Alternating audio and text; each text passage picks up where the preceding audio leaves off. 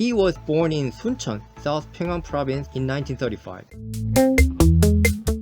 When Park Tongsun left Korea for the US in the 1950s to attend Georgetown University, he leveraged that privilege to his gain. He threw elaborate parties and soon he was president of his freshman class. So the parties he had held led to popularity. Popularity led to influence.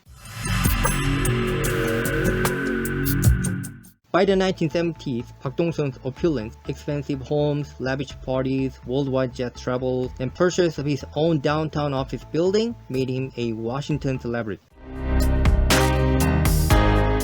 As in DC, Park Tongsun made friends with the nation's most powerful, including those in President Park Chung-hee's administration and those involved with the Korean Central Intelligence Agency. In 1965, a year before he founded his club, Park Tongsun offered to work with the KCIA, saying he'd use his congressional connections to help South Korean interests if they'd help him become the sole agent for South Korean rice purchase from the US. Then in 1976, Park Tongsun was charged with bribing members of the US Congress using money from the South Korean government in a successful effort to convince US government to keep US troops in South Korea.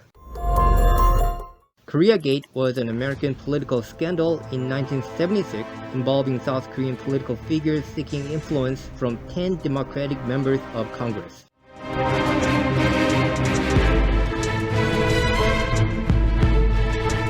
Immunity was refused and Park Tongsun remained in Korea. He avoided a federal trial by testifying to the court in exchange for immunity in 1978. His testimony did not have a major impact, though it led to 3 members of Congress getting reprimanded and may have convinced Speaker of the House Carl Albert not to seek re-election. In the end, 2 members of Congress were charged with crimes. Animosity between the 2 countries was further aggravated by mutual misperceptions and procedural disagreement, but the scandal did not result in any lasting damage to the US and South Korean relations. He was granted full immunity for his testimony.